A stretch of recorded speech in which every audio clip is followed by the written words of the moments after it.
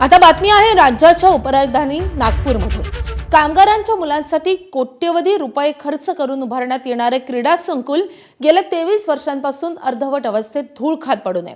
नागपूरच्या मौजा हरपूर इथले क्रीडा संकुल कामगार कल्याण मंडळानं बांधायला घेतलं होतं, मात्र 2 दशकाहून अधिक काळ लोटला तरी हे काम पूर्ण होऊ शकलेलं नाही। आज हे संकुल खेळाडूंच्या सरावाऐवजी कचरा, भंगार आणि गुंडांचा अड्डा बनलाय।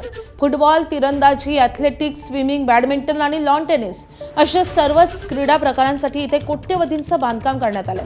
पण आज या आंतरराष्ट्रीय दर्जाच्या सुविधा भंगाराच्या ढिगाऱ्यात हरवल्यात। मैदानावर खेळाडूंऐवजी मद्यपींचा धुमाकूळ सुरू असतो।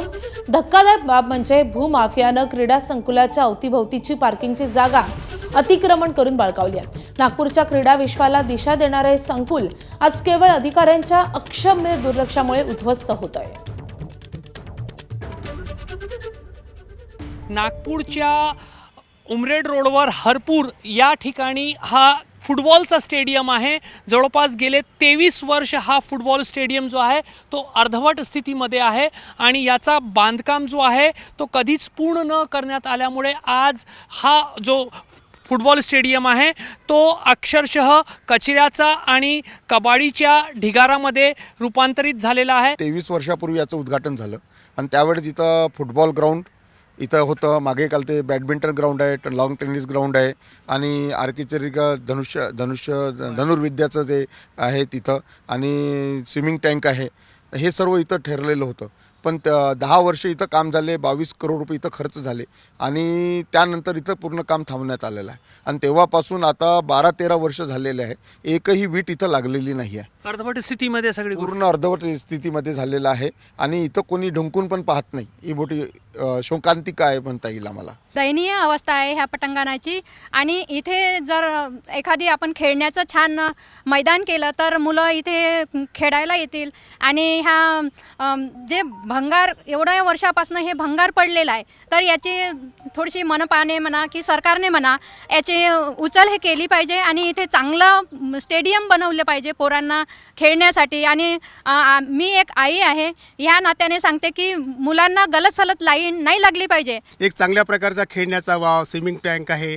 इथच्या ताजबागच्या परिसरातील मुलांना चांगल्या प्रकारचे संस्कार या माध्यमातून या ठिकाणी घडू शकतात, ते संस्कार या ठिकाणी मिळू शकतात, त्यांना मिळाले पाहिजेत।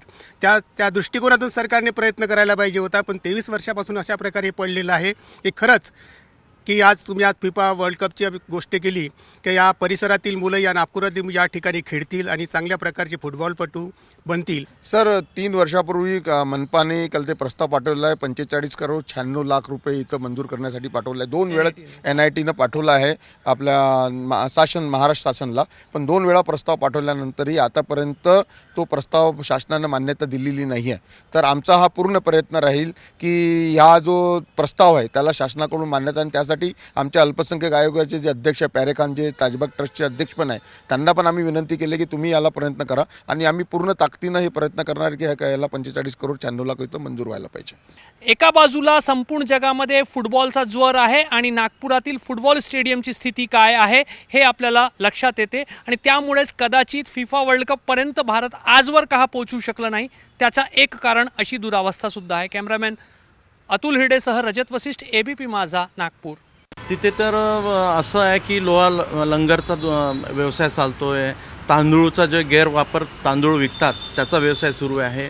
बाहेरून कुठून तरी असे लोक येतात तिथे की ते 1-1 महिना 2-2 महिना तिथे झोपडे टाकून बसतात आणि त्याच्यासमोर PF ऑफिस आहे, त्यांना ती सगळी दुर्गंध येते कारण की शौचालय नाही असल्यामुळे ते तिथेच रस्त्यात रोड आतमध्ये ते ग्राउंडवर शौचालय करतात, त्याच्यामुळे तिथे स्मेलही भरपूर येते।